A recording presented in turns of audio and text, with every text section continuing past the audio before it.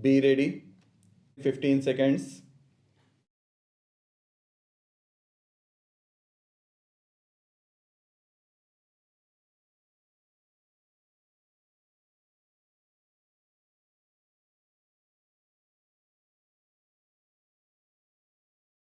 Mr. Vice Chairman, Sir, I rise to support the finance bill.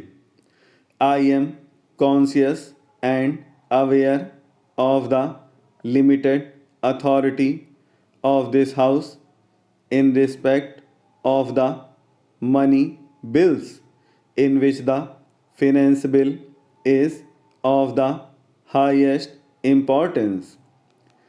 In terms of Article 109, this House is entitled only to make recommendations to the Lok Sabha, and it is left to the exclusive discretion of the Lok Sabha to decide and take such decision as it wishes on these recommendations. Article 108 excludes discussion on the money bills completely from the purview of a joint session.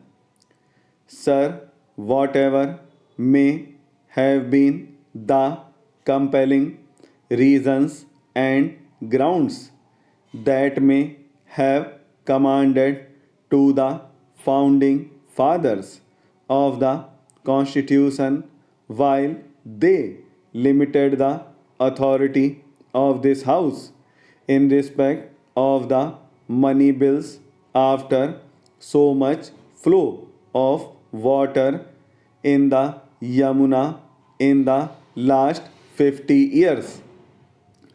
A time has now come when it must be realized that in the federal polity or in the quasi federal polity, the finance of the center have become exceedingly important for the states, and the collection of the revenues of the center is by no means an uncomplicated process, and the disbursement of these resources is by every standard complicated, exercising larger participation and a larger authority for the states through this House in the financial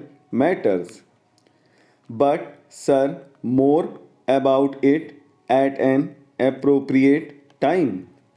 I have voiced my opinion on this issue at this juncture because I thought that ultimately, if we were to recommend anything to the Lok Sabha, the present bill having come from the Lok Sabha, as it has left very little for us to say in this matter. That is a very serious matter. Sir, I have gone through the criticism which has been leveled on the finance bill.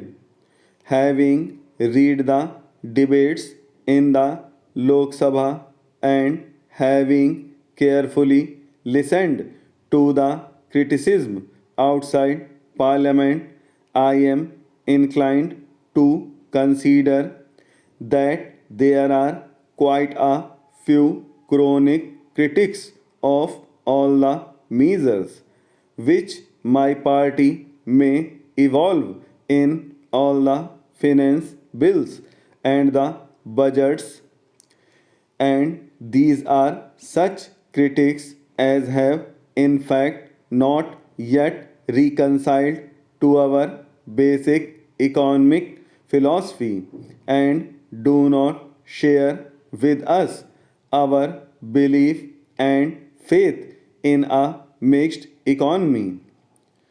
To us, a mixed economy is the very basis and foundation of our economic system. In fact, the concept of a mixed economy was well conceived by Pandit Jawaharlal Nehru. We ardently believe, as an article of faith, that the parliamentary institutions could flourish only in a mixed economy. They are co-extensive. In fact, we believe that they are not only co-extensive but also co-terminus. Therefore, sir, the criticism of my communist friends who want complete extermination of the private sector and my other friends who subscribe to the theory of one measure or the other measure not because they quarrel with the measure my friend has provided for in the budget or in the finance bill. But in fact, their quarrel with us is on a much larger issue. That quarrel they can continue till the doomsday, but we are not going to yield so far as that aspect of the matter is concerned. The private sector and the public sector both have to play a vital role in the economic development here. But, sir, as to those who accept the basis of the mixed economy, such critics do not seem to have fully realized the enormity of the grave problems and the economic distress in the midst of which the budget and the finance bill have been presented by the finance minister. Sir, one were only to evaluate objectively the whole of economic chaos into which the finance minister was put when he prepared his budget and the finance bill. The position would be a little clear, sir.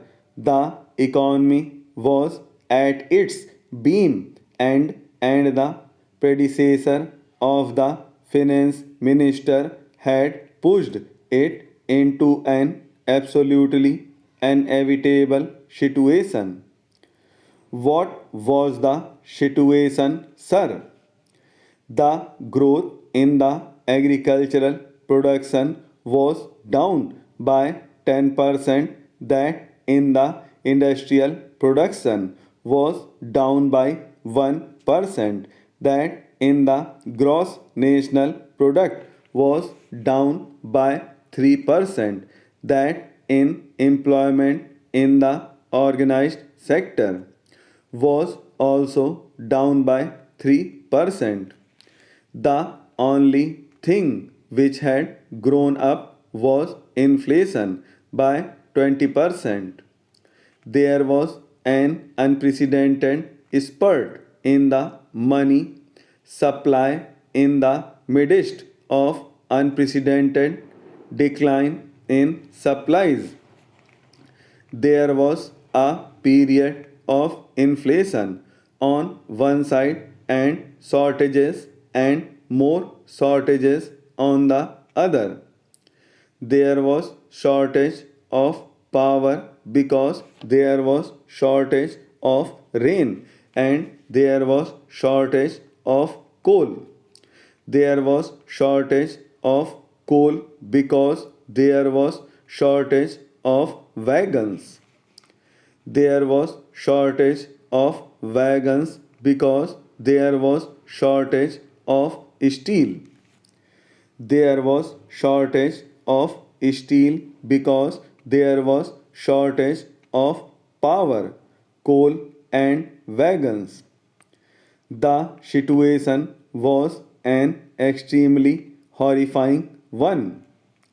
Sir, that was a period of political instability and indiscipline, which led to total industrial unrest, and to accentuate this situation, an extremely thoughtless and an indiscriminate budget was presented.